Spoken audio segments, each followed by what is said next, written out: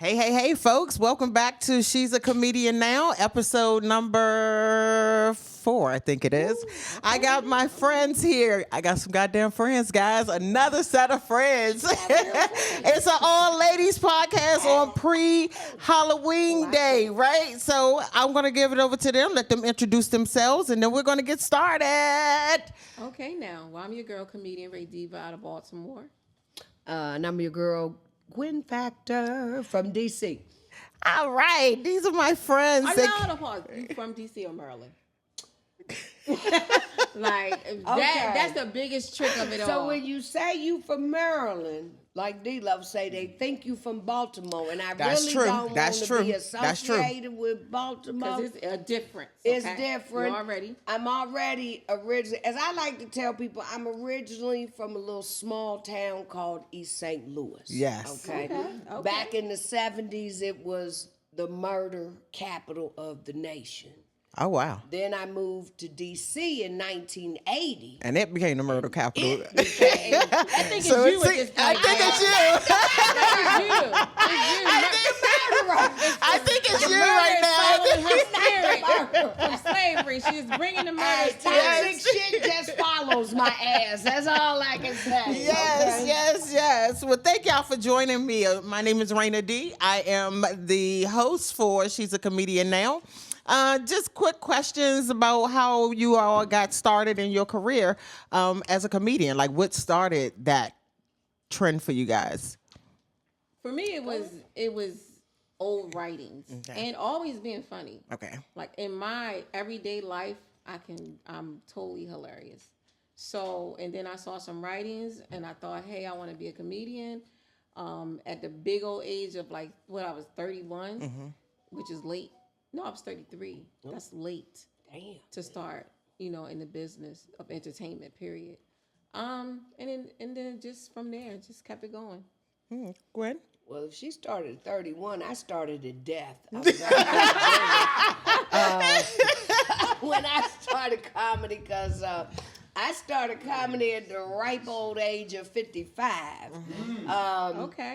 Okay, but give it up for 55. Yeah, 55. Clock. Over 50 is T now. Yes. Okay. It sure is. It's the new 45. Right. So, but I, back in 2018, I went through breast cancer. Okay. I had double breast cancer in both of my breasts. And when I survived it, I was actually just telling people about my experience of what I had gone through. And I was being serious as hell, and they was laughing at my story. And they was like, girl, you need to go on like the breast cancer chicken circuit, the chitlin circuit of comedy with that. Like it was hilarious. And I ran into an old boyfriend of mine that was DJing comedy shows, invited me out. And I remember just saying like, damn, I would have said that a little differently. Like, I was in my head punching up their jokes. So at the end, I was like, what I got to do to get on one of these shows? And they put me on a Christian comedy show, which I was like, that was the longest 3 minutes of my life. But I managed to do 3 minutes of clean comedy, just talking about my breast cancer and the laughs I got. The people I touched that came up and was like, oh my God, I had cancer too. And you just made it so inspirational and funny. And it was like crack. I was hooked. Yeah. I was hooked. Yeah. And I've been 4.5, almost 5 years in now. Oh, wow. So, yeah, my friends threw me on stage. Always wanted to be a comedian. Never had enough guts to do it. Mm-hmm. And all of a sudden, my friends threw me on the stage at the ripe age of I know, you don't have to tell at the right age of, my business. Hey, at that right age. But they got me up there, and then I was like, I think I'm breaking through some kind of barriers that when people tell me, oh, you couldn't do this until you're at least 2 years in. And I'm only 6 months in. So I'm like a newbie. I celebrated my 6 month back in June, I think it was. No, September Okay. September the 21st, actually. I was at a house. I started at the House of Comedy. That's my home stage.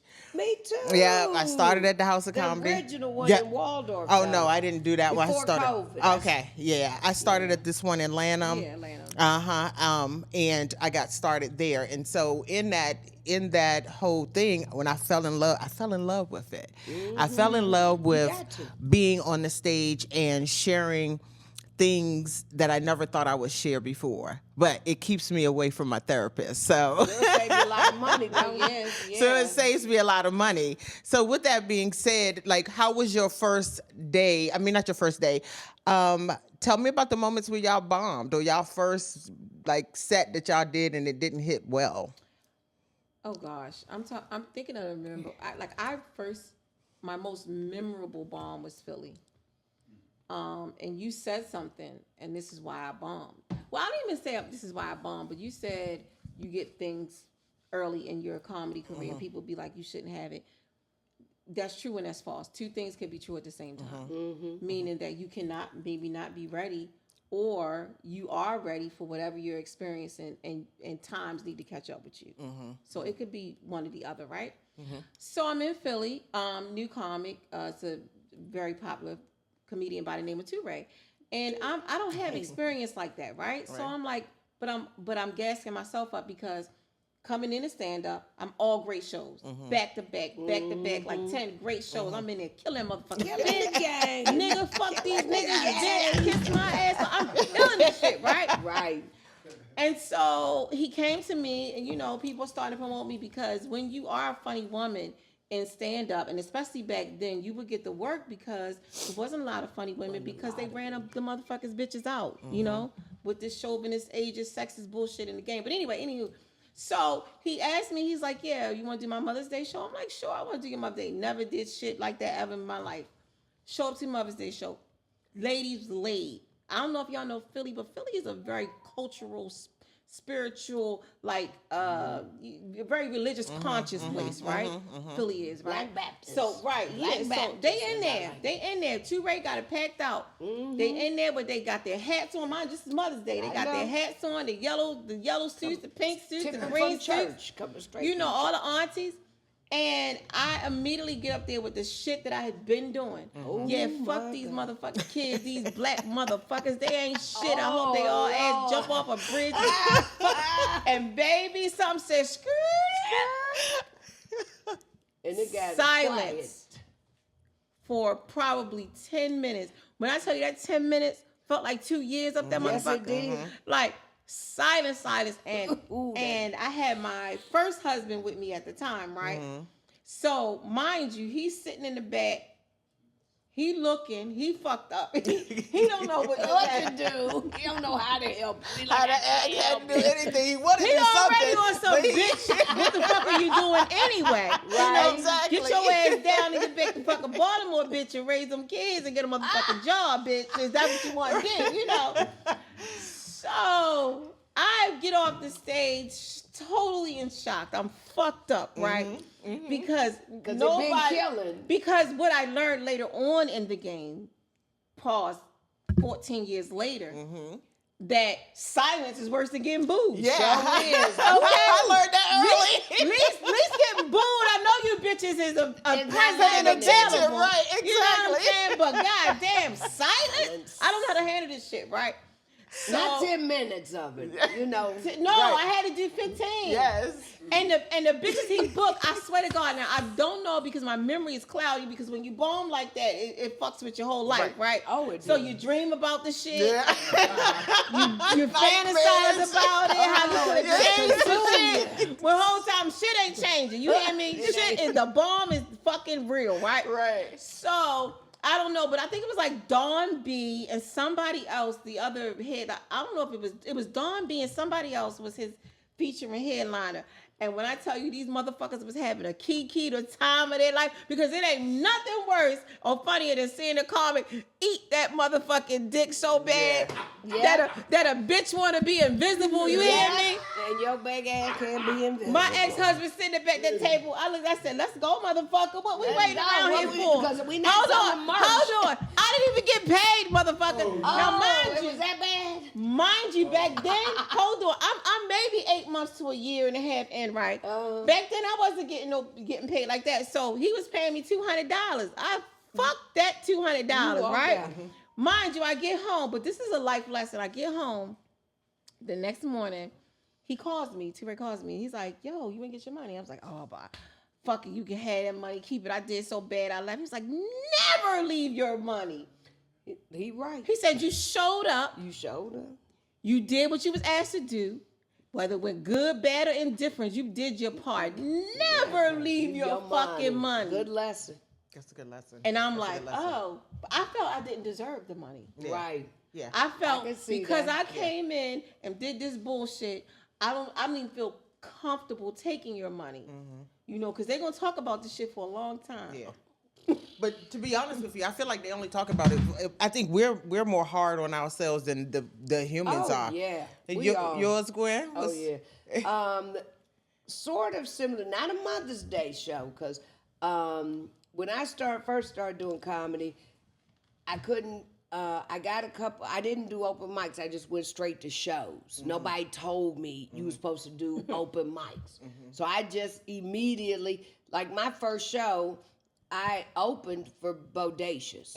And then my second show, which was a week later, because I made them book me again, was for George Wilborn. Yeah.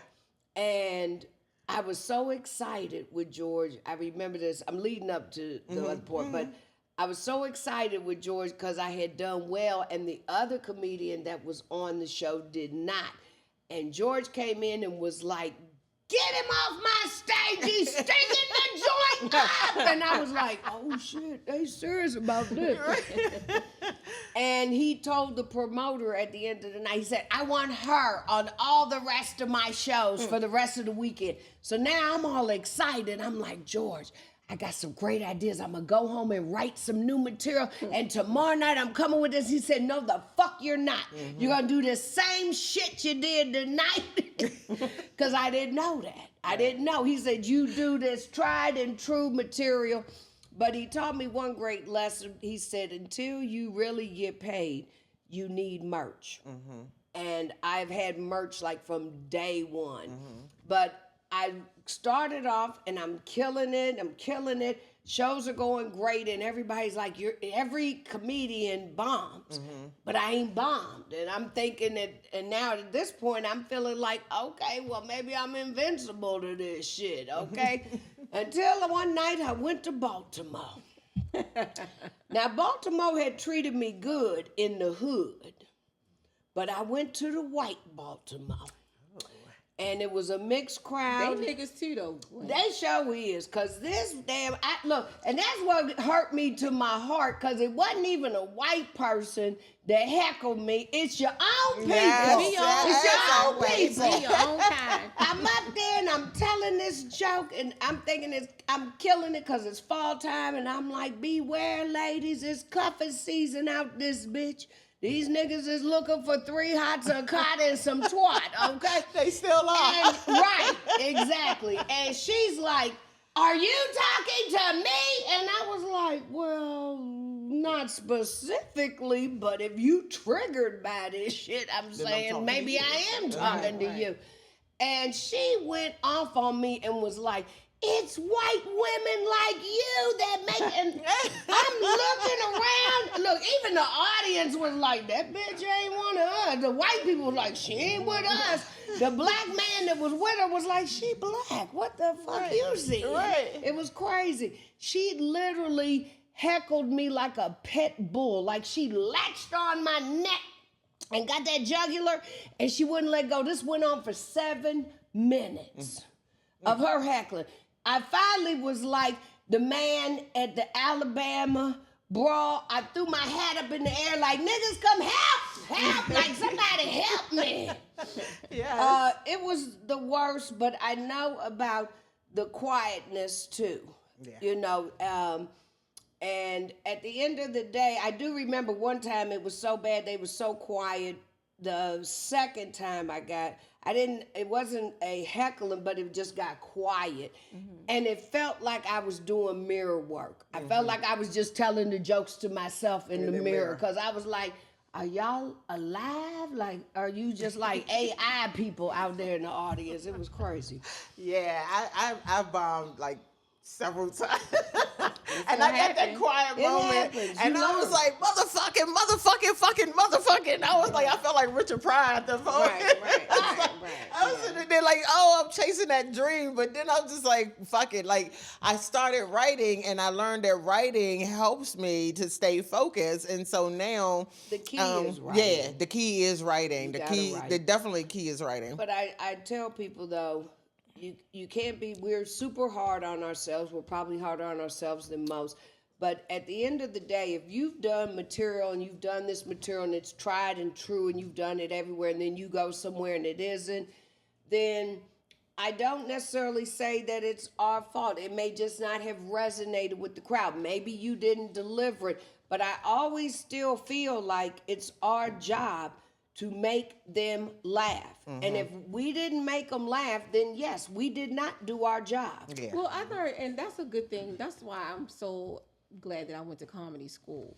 Because in Gotham's, that was one of the first things you learned was the 7 out of 10 rule for your joke. That you have to say it 10 times in a row, 10 different stages. And if it didn't get laughs more than 7 times, you needed to throw it away. Or you need to take it back to the table and rework that joke. Now, that comes into building yourself as a comedian when people want to instantly get on Instagram, and because you made a video of your acting like your grandmother driving and crashing somebody, and now you think all of a sudden you're a fucking comedian. That it takes years upon years to build a set. If you're going by that theory, if you're doing your 7 out of 10, if you're reworking and you're reworking and you're reworking and reworking, boom, you've been in the game 10 years, and now you have your hot 45 minutes, your hot hour. I think people are very delusional when they come into comedy and think, oh, I'm gonna be a headliner. I got 30 minutes just because you talk 30 minutes for some bullshit. I think what happens is, it doesn't make you a headliner, but I think what it happens is that people feel like, oh, I can make my friends laugh, and now I can be a comedian. That's but right. until they get on that stage, and you got to make total strangers.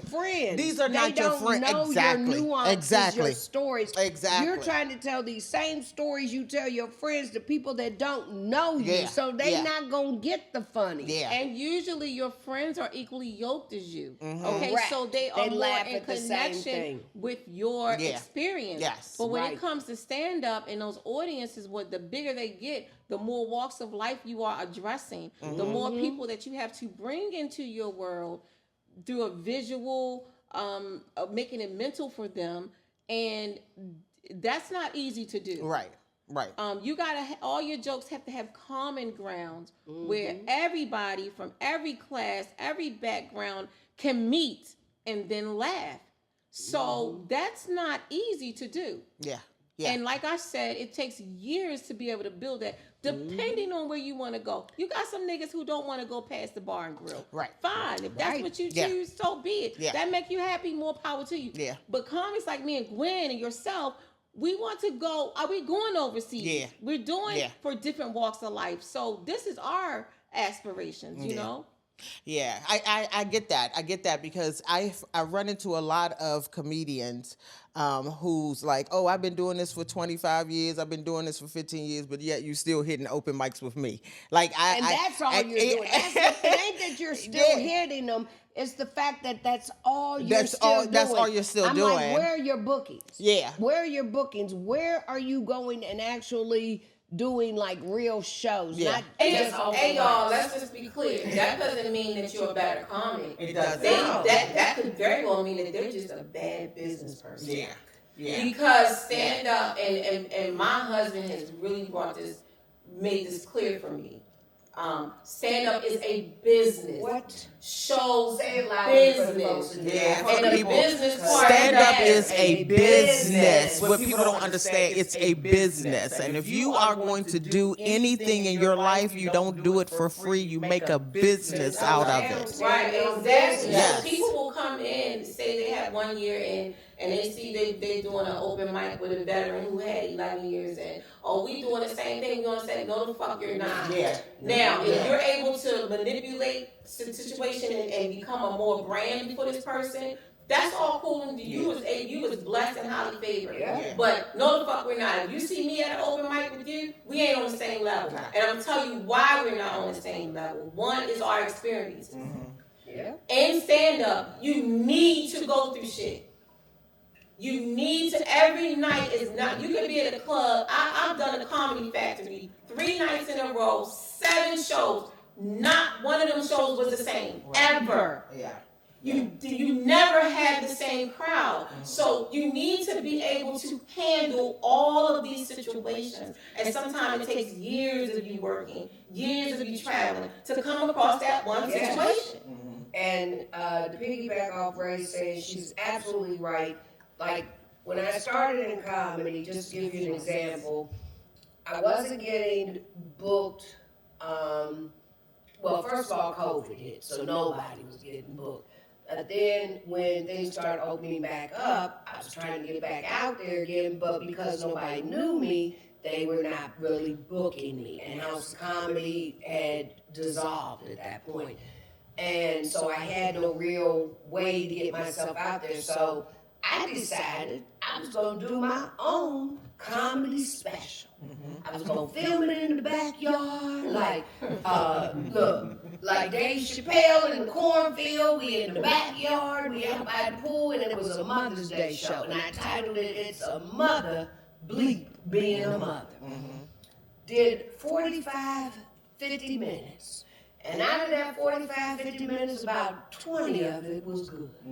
Looking back on, at the time, I thought I killed it. I'm like, man, you killed it.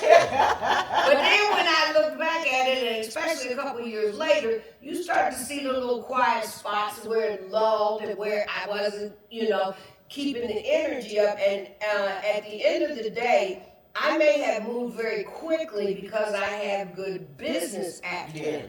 But what Ray is saying, and piggyback off of that, you still have to go through these steps and processes. You cannot just skip over those years of being out there, the bombs, the different crowds, and adjusting your sets and learning how to do crowd work. All of that is important. You can't just skip over that and think you're going to get to it. Now, I do headline now. I can do a legitimate 45-minute set, but I also feel the comedy world has changed. A lot of these shows, headliner sets are 20, sometimes 30 minutes, which ain't an authentic headliner set. And to me, until you have a solid 45 minutes to an hour, you're not a headliner. You're not a headliner. You're a feature. Let's tell them what it is. Is that a feature or is that just a person? 20 minutes is a feature, 10 minutes is an open, 45 to an hour is a headliner. That's the way it's been since the beginning of the time. Yeah, I think things are changing in this world, in this comedic world. It's new to me, but I think more and more people are pretending to be comics, and this is my own opinion. They're pretending to be comics. They don't take this seriously. They just want to get on the mic and just say, hey, let me tell a few jokes and see if it lands, and if it doesn't land, then I'm out, right? Does that make it harder for veterans like yourselves, or does it intimidate you guys, or how does that make you feel when you see new up-and-coming comics? They're not serious about the craft. I just think that nowadays the stand-up comedy is you gotta be less talented. And I'm just keeping it. It's not even about the funny. It's not even about the funny. They cheapen the game. And you can't tell. They watered it down, right? Like so. You can't tell me. I went to comedy school. Like I said, shout out to Gotham's Comedy Club. I did that. And one thing that was stressed to us back then, you're talking is, we don't want you messing with our crowd. Have a set. We don't want you bothering our patrons. Right. Don't talk to them. A lot of clubs said that, right? These people keep coming back to us, right? We don't want you doing that. Fast forward to today, you can get millions upon millions of views on some crowd work. Yeah. And now you are a comedian. just fucking with the crowd. And I know when I came into the game, you know, I was good at going in the crowd because I'm a good reader of people, right? I don't know, it's just a gift. And I could just go into the crowd. That was what I did. To have people run and that ain't stand up. You gotta get you a set, girl. Yeah. You can't be just going in on people. Ain't nobody gonna pay you for that. This is what I mean. Nobody's gonna pay you for that. To fast forward today, people getting paid just for that. They paid thousands of dollars just to do crowd work. Andrew Schwartz. None of the crowd work. Right. Matt Rife. None of the crowd work. Yeah. They do shows just called crowd work shows. Right. I mean, right. But think about it. If we could just have done, you know how many witty comedians are here? Like we could just do crowd work and blow up, and we thought Nate Jackson does it, but he doesn't just do crowd work because Nate Jackson actually has a set, and he's very funny. Yeah. But I'm just saying, like we just do crowd work and got into the clubs. We can't even get into the clubs and we fucking funny. Yeah, exactly. Because if you don't do crowd work, or joning, the dozens and all that kind of stuff, we right? definitely gotten away from the whole 1980s and 90s Def Comedy Jam. I do agree with Gotham's policy of people don't really come. First of all, they're sensitive as fuck, so let's talk about what their little soft ass is.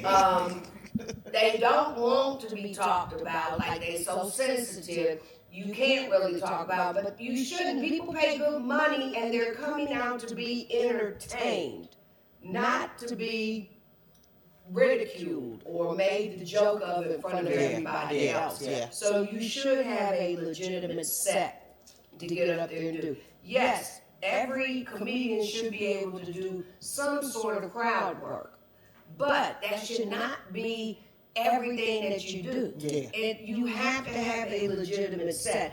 But what it's turned into is on the business side, butts and seats. It's all about your numbers on social media.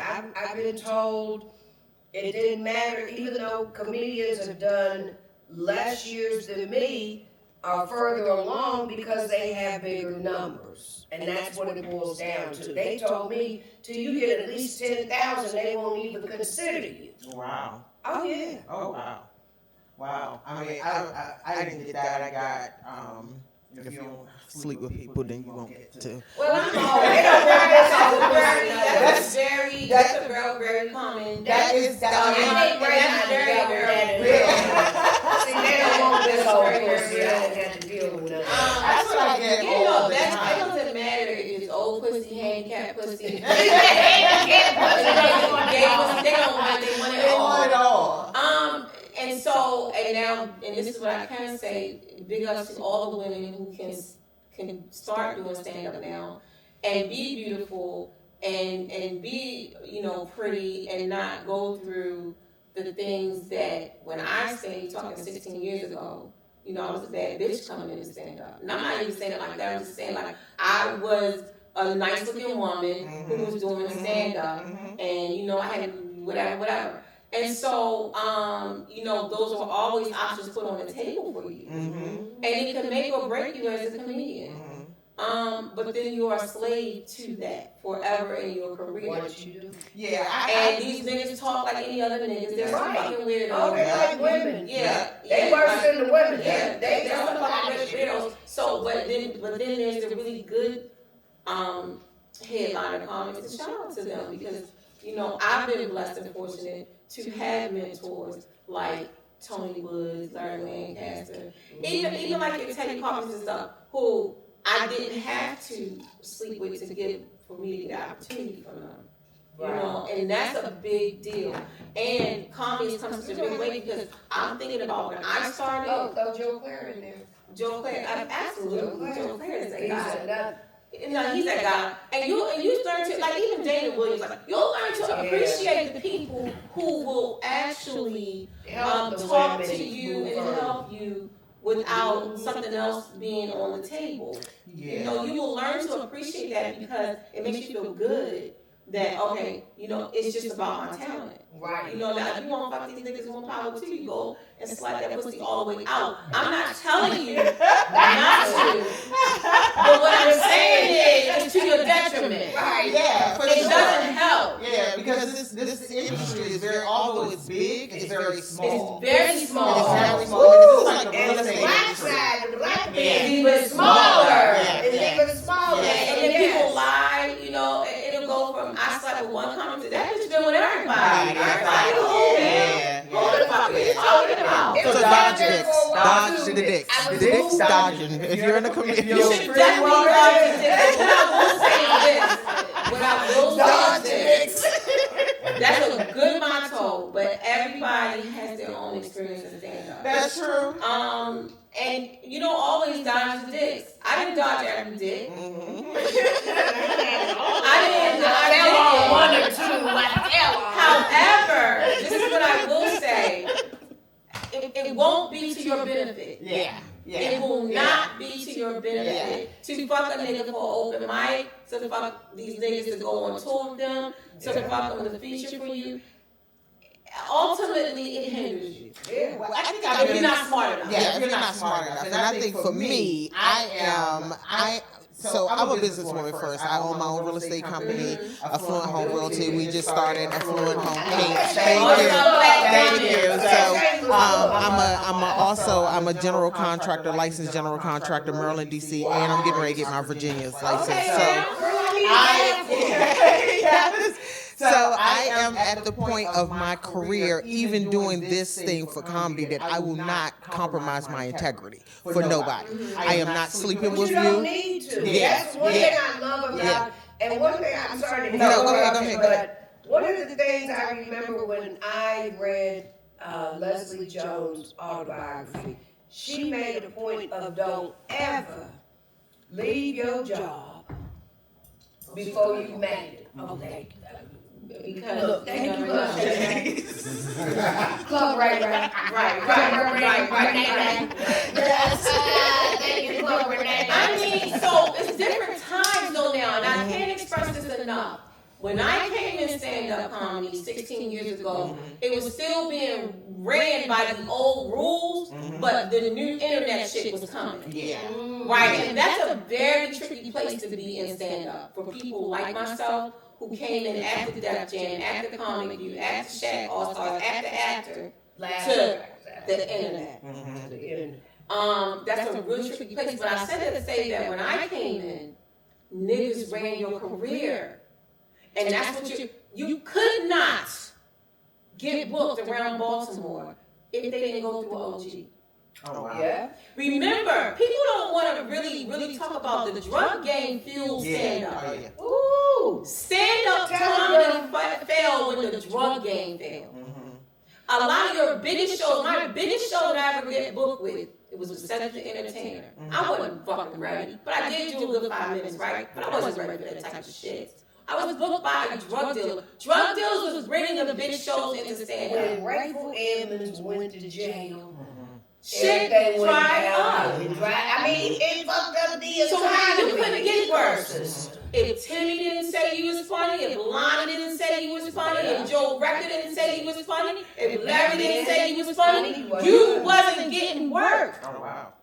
A nigga had to stamp you. Wow. So that's why I never discredit the women who had to sleep with these motherfuckers to get on. Right. Because they were in control of the game. The gatekeepers.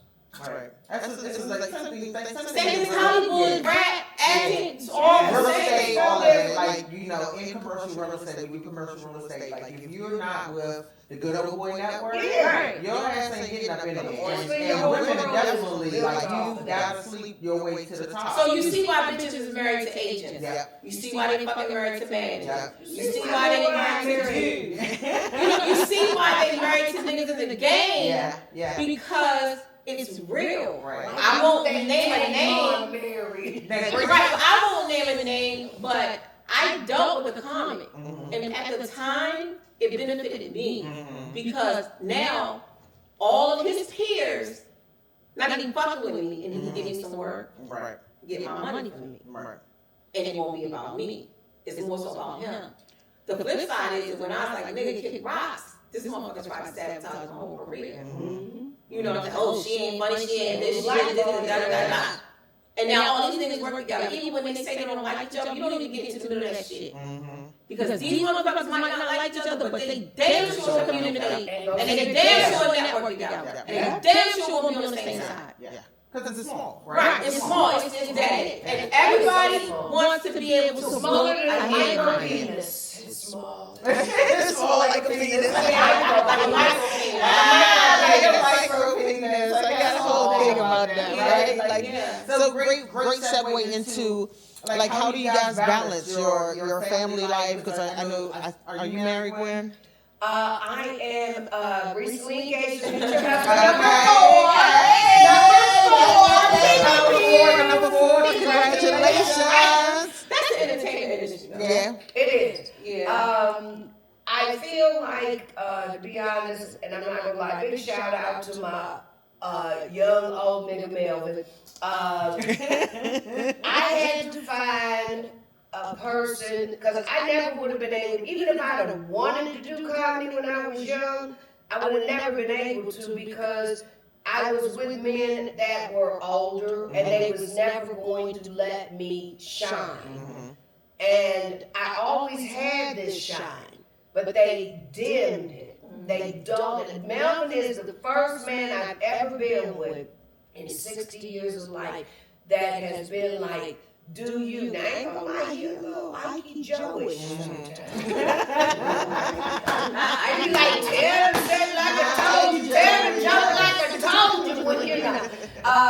But Got beat up. I ain't saying joke right. But at the end of the day, it requires, and I was told this very early on, from a very big comedian in DC that travels, that kind of stamped me as well, that helped kind of build my career to piggyback off of race. It does take one of these guys that's been out there in the game doing it to kind of stamp you to then you're then getting booked, because it's like, okay, if they're fucking with her, then she must be the real deal.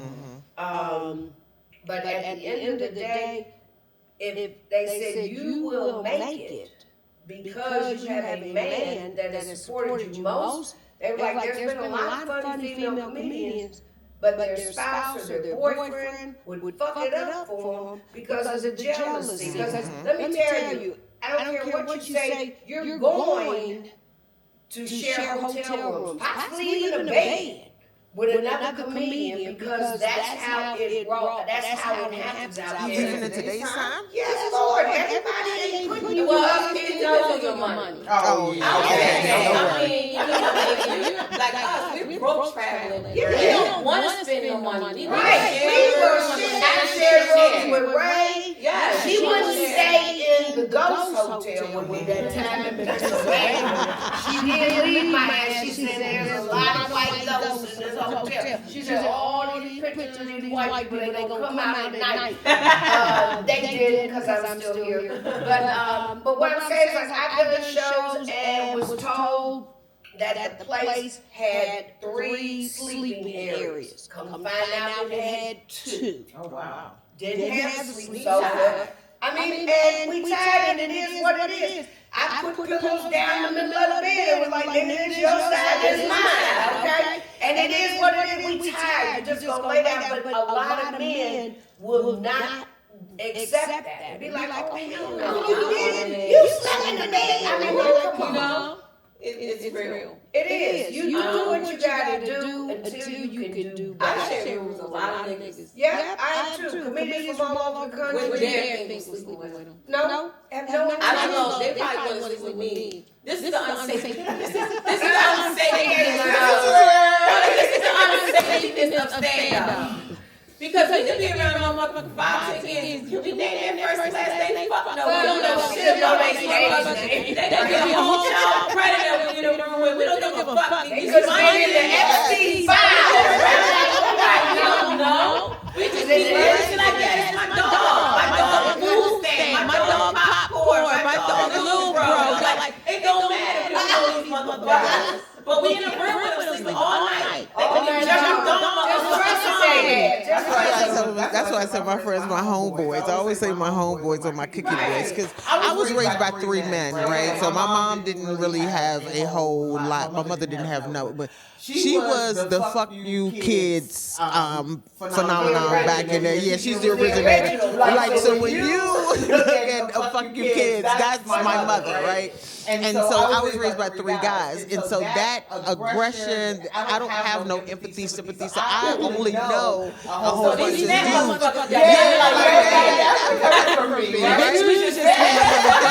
Dog sticks.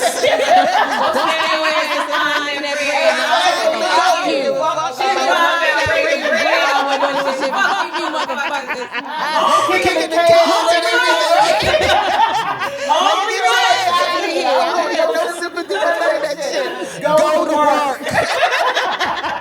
Do your job. Shit, we was just talking about that today, them SNAP benefits, talking about that in like a segue. Everybody is like, oh my God, I feel so sorry for these people that are hungry. And I'm like, I feel sorry for me because I can't get my fucking $200 from my damn friend no more because she ain't getting them. So I feel like it's just a trickle down effect. It's a trickle factor, man. Because we all know 2-for-1 food stamps been gone for a while. Yeah, that's true. That's true. All 2-for-1s. They cut them. Yeah. These are the things that we need to know about. Right. We can be able to address them because we influence the minds of people. Yeah, that's true. So, that's true. You know, everything is relevant to a comic. You know, everything is relevant to a comedian. I find it's also relevant, but I also try to use. I am a comedian that tries to use my platform for good, as far as putting information out there. Like I do a lot of political jokes. A lot of comedians will tell you they don't touch it with a 10-foot pole. Yeah, that's true. That's true. I do only because of the fact that I feel like I should be using my platform for good, to educate in a humorous way. And to put it out there because at the end of the day, there's a lot of fake news out there, but it's also like, come on, people, it's common sense, especially black people. We've been through this. This ain't our first rodeo. Yeah, that's true. This is not our first rodeo. That's true. That's true. And we as black people should be unbothered about a lot of this shit that's going on. Because we're going to be all right. As I always have said, we're going to be all right. We're going to say they ain't going to be all right until they fucking alligator ass. Exactly. We're going to be all right. We're going to be all right. I can make rice and beans with taste like shit. I can make rice and beans taste like steak and caviar. Okay, I can make a meal out of nothing. Yeah, I'm an old school black woman. We gonna be. Are you really? Are you really?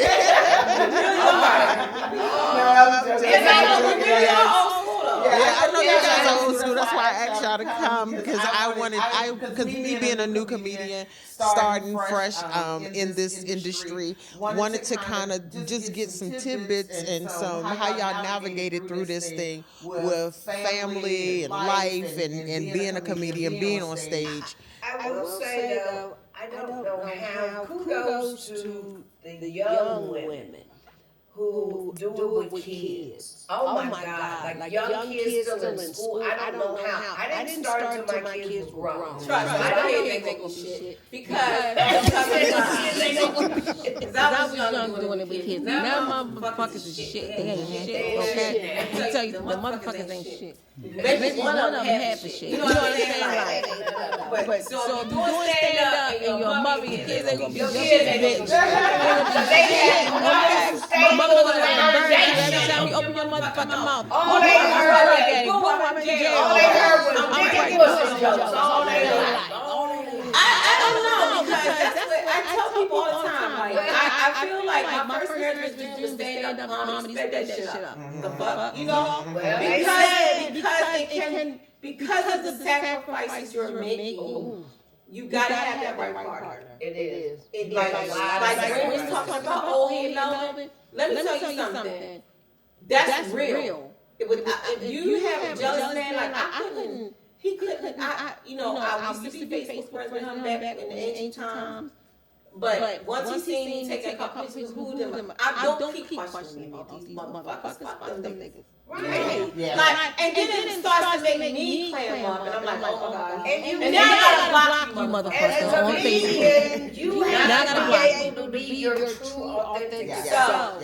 You have to, and if you're constantly worried about what hubby or boyfriend at home gonna think, because you anybody. I mean, when they say when you make it in the entertainment industry, because this is part of the entertainment industry, your circle gets small. I do not believe that shit, but it is so true. Your circle is going to get smaller for a plethora of reasons, but the main reason is everybody's not going to go on this journey with you. This is your dream, and it's a very selfish, demanding dream. I tell people all the time, comedy to me is like the best dick you ever had.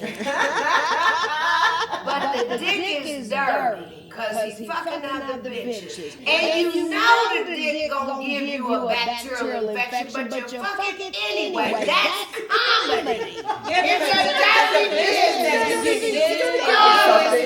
You give and give and give. And you may not never get nothing back from it. Never. It ain't promised to nobody. You know, so it gotta be authentic. And one thing about you being a black woman, comic, my opinion is the black woman crowd is the hardest crowd to please. And let me tell you, I realized that in my, because I've been down to Alexandria, I've been down there to the white crowds, and I like them more. Really? I do. I'm sorry. The black woman crowd is my wheelhouse. My bitches love me. Yeah.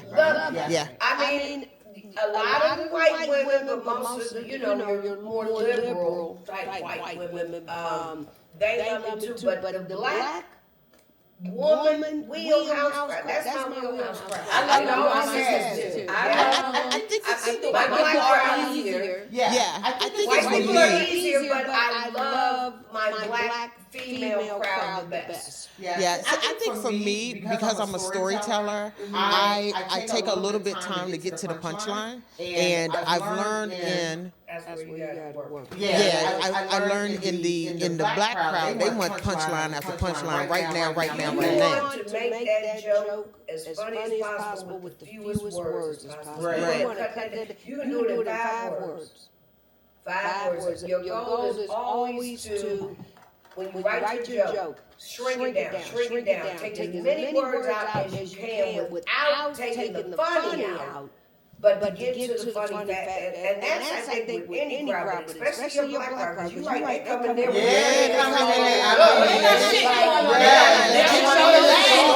abortion dates, unemployment dates, they motherfuckers that renewal benefits. They don't have time. They want to, and I want to lay back. But if your story is funny enough, it is. Then don't worry about it. One thing that Tony Wood said to me a long time ago, and I never processed it until maybe 5 years after he was like, don't chase the funny, shorty. No. Slow it down. If they quiet, they mean they listen. They tell your story. That we chase the funny. Me, the first 15, 20 seconds I ain't gonna laugh, it's a problem, bitch. What's wrong with y'all motherfuckers? Well, I ain't cut your lights off this morning. That's here. You should get the laugh within the first 15, 20 seconds. Because once you do that, now they trust you. They're ready. They're like, okay, this bitch is fun. I'm listening. I'm with her. Now, from that point, if there's some little silence, it's fine.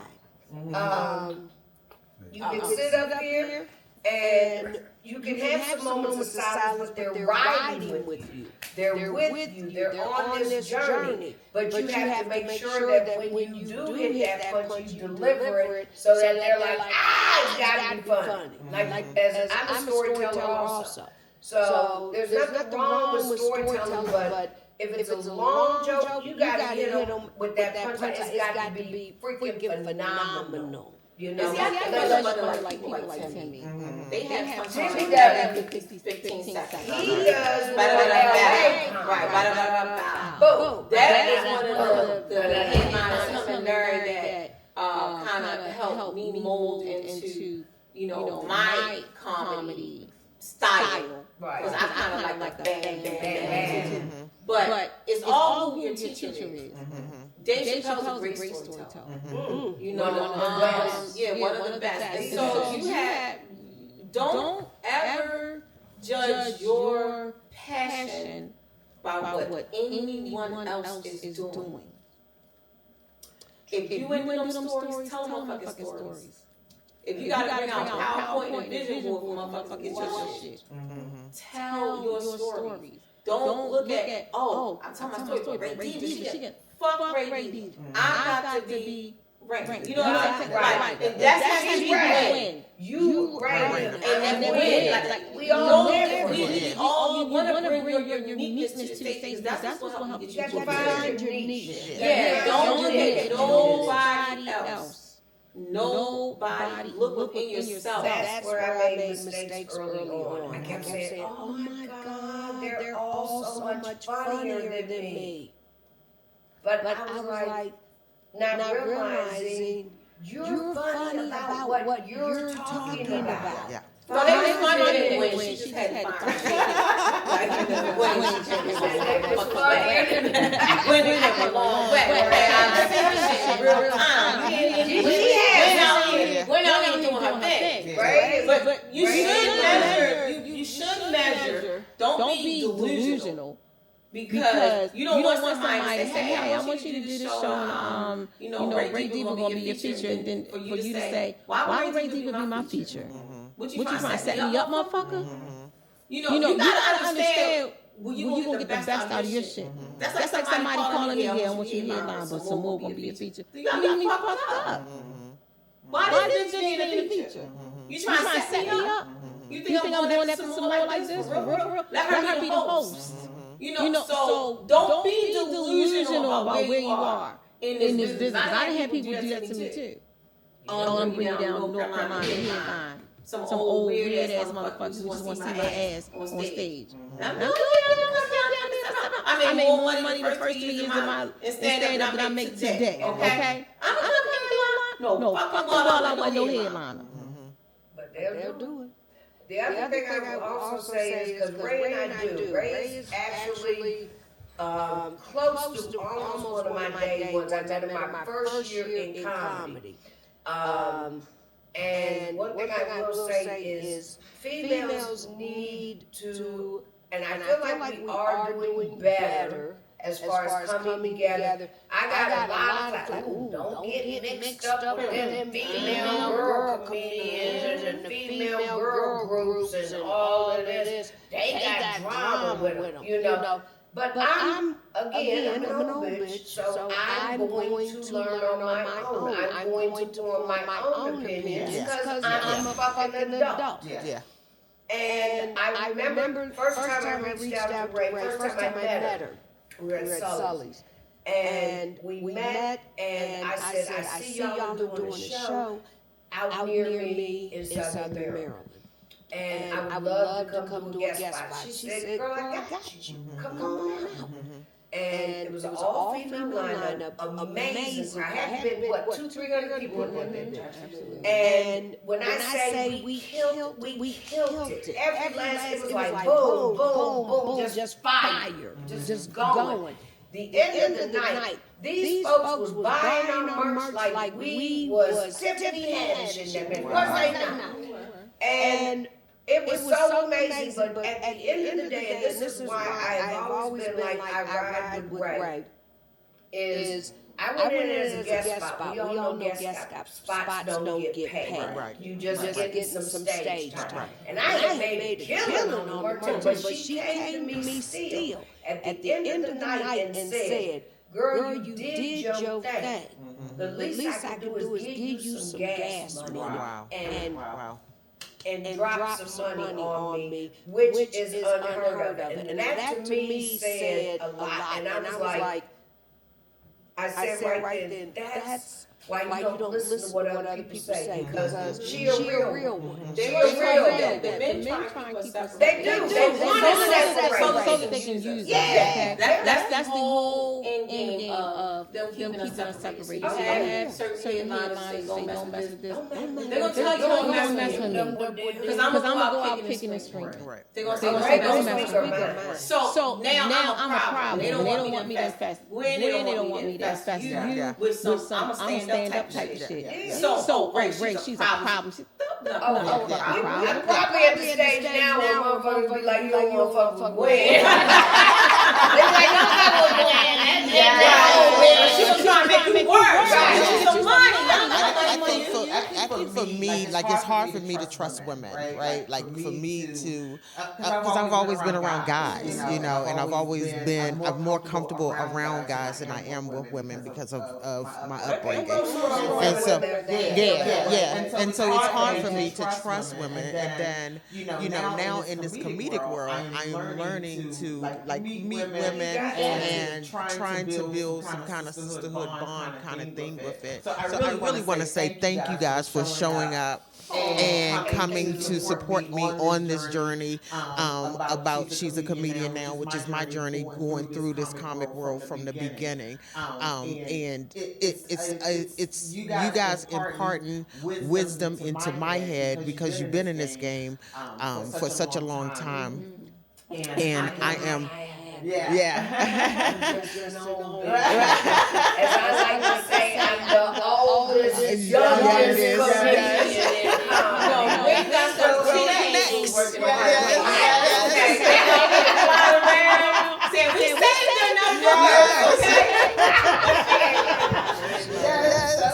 Now I am feeling like, you know, great segue into who are your favorite comedians? Like your top 3 favorite comedians Of all time? All times. All time. Varies. Female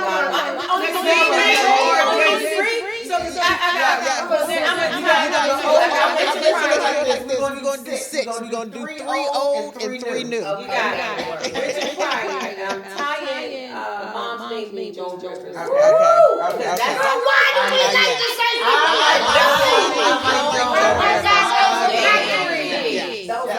and I'm really Sean Harris and Bernie Mac. Okay. So my new comics, I like Sam Jack. Okay. I like her. I think she is extremely witty. And she's just out there. New. I like Black Ron. I think Black Ron. I've never heard of him. He's out of Texas. I think he's an innovator. Ooh, I love Black Ron. He's like he's a storyteller. You want to check him out. Yeah. He's really good at it. Yeah. And one of my favorite comics, like one of my favorites, but you know, my real OGs is gonna they always my favorite. They know they my favorites, like the Larry Cat, Tim Hall, the Teddy Carpenter, the Tony Wood, all of them. They're my favorites. These guys are masters. I feel like they're masters. As stand up. I think DC has masters of stand up, like Evan Anthony's, like the last lady. Like you could go on and on a long lineage of Mike Brooks and DC comedians that are just amazing at what you want to do storytelling. But last but not least, one of my favorite comedians also is Kelly out of Atlanta. Like this guy is so naturally funny. He's been funny like for a long time. He's one of my favorites. I work with him. You know, when you work with people, like they're the ones that make you laugh. I like to laugh. Exactly. And so when they get me to KK all the time, I love me some K-Dub. But it's a lot of new up coming, you know, comedians out here who are doing a thing like my cousin Tierra, she's funny. You know, but I also have a mode that passes on. It may not work for you, and it may not be for you. Try not to meet your favorites. Yeah. Oh, That's your fan out. Not not even fan, then they no longer be a face. Oh, wow. Sometimes I'm just keeping it 100. I'm just keeping it 100. Just keep it in perspective. I'm saying don't put them on these pedestals because at the end of the day, they just regular motherfuckers like we are. You know, they not, you know, sometimes all God driven like you may think, but she's right. I go with the old school. Richard Pryor, and Joan Rivers is funny. Joan Rivers was a trailblazer. When I tell you, she broke a lot of barriers because she was out there. She was funny as hell. She should have been in line to get the Today Show, but because she was female and she had filled in as guest host for I don't know how long, long time. But when it came time to put a permanent person in, they went with JJ Lynn. Yeah. They did not go with her. Joan had that Rodney Dangerfield. Oh my God. She has some amazing ones. Some that I've reprised and piggybacked. Like I love Joan Rivers. I literally feel like Michael Carter says her joke should not die. I have brought some of her jokes back. Yeah. What? Brought her back to life and then hands started on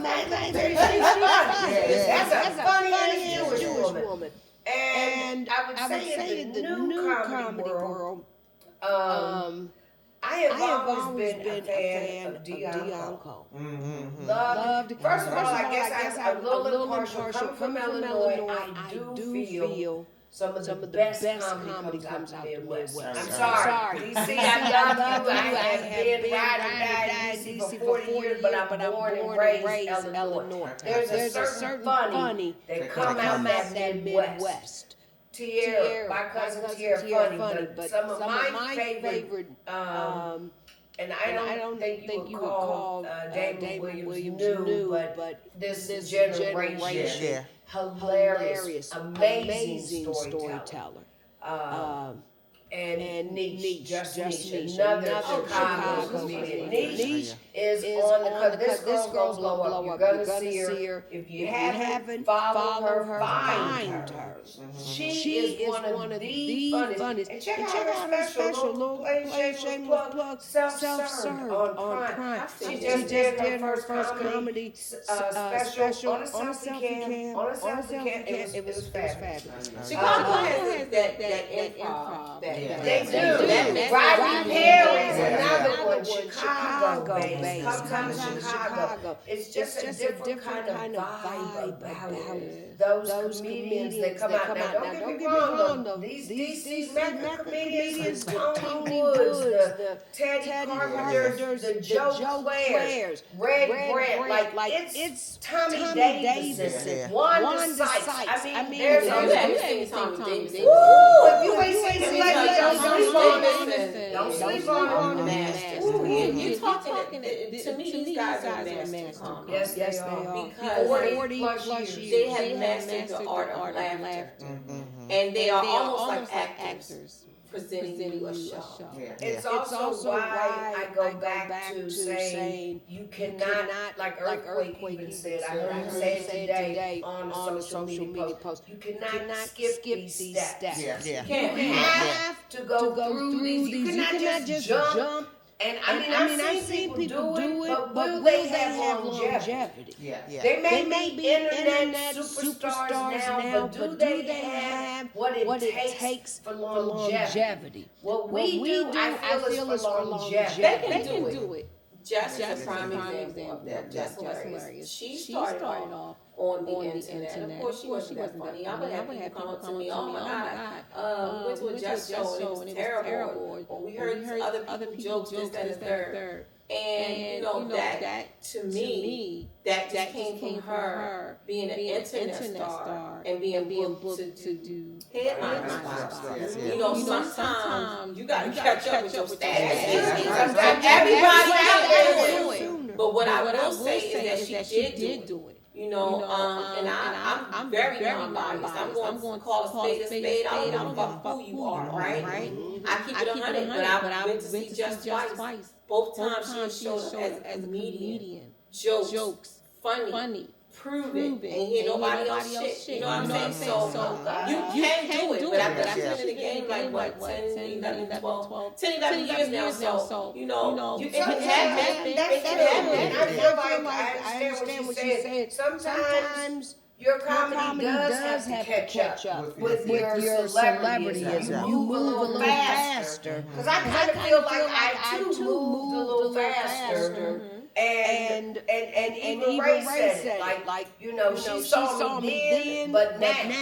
I had to catch up. Took a little more writing, but again, it's about that writing. I mean, maybe don't let nobody take you out of you got to stay on stage, and I'm on stage every single weekend. One thing Ray taught me early on too, which is another good thing, is if you don't have a show, you better be at a show. It's all about being at somebody else's show because one, an opportunity may come up, two, a booking. I don't know how many times I've been, I ain't been on the show. Never got booked for something else. Or I showed up and the wholesale showed up. Or somebody was running late. And next thing you know, you went with what all weekend long? I got 5 shows now. Look at Yes.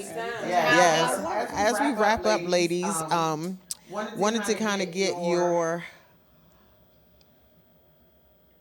most valuable advice for a new comedian, and announce any shows and stuff you guys got coming up. But most importantly, what would you tell a new comedian getting started? A female comedian getting started. We already know we're dodging dicks. Some of them, not all of them. Just keep going. Don't quit because when quitting is when you get your reward. This is not a business that's going to reward you to what you should be rewarded for your time. So you gotta keep going. Even when it seems like everything is slow, when it seems like nobody's fucking with you, when it seems like you're just coming through an obstacle, keep going. And stand up, you only as good as your last set. Yeah. And out of sight, out of mind is for the real shit I could ever told you. You missing a month of comedy, you're dead. Ooh. And literally. Like, oh my God. Where'd you come from? Right. It's like 30 days. We have surgery. Like, you better do a lot something from the surgery bed. Do something. You got any shows coming up? I'm at the World Cafe in Philadelphia, November the 8th. Okay. So, that's what I want. And then the other one, I don't remember. I'm in Panama. We're traveling.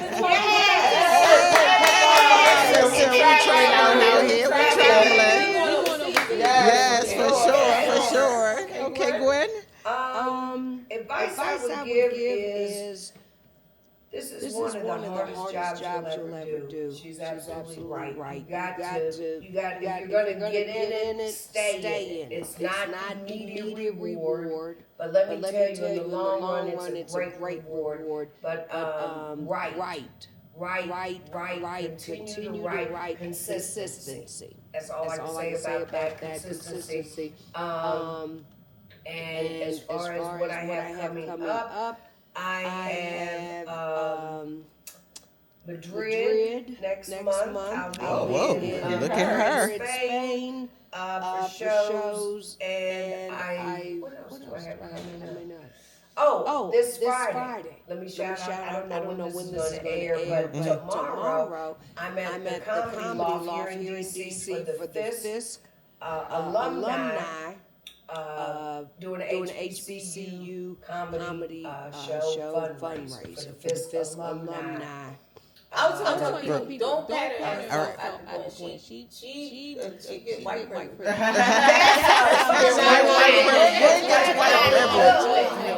All right. All right. I want to say thank you to my host.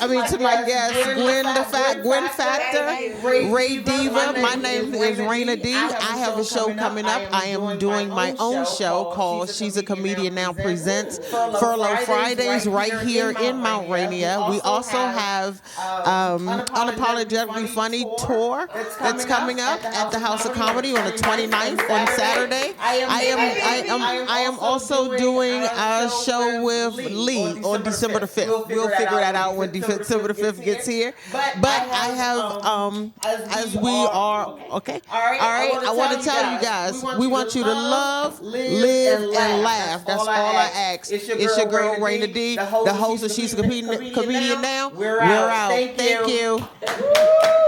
He's like, wrap it up. Wrap it up. He sure did. He did that shit like we was really on it. Like great show, lady. Great show. It was. Good job. Be able to watch it. Rhett will be back on Sunday. Okay, that's fine. He said 1% on the white show. On the white shot. I keep hearing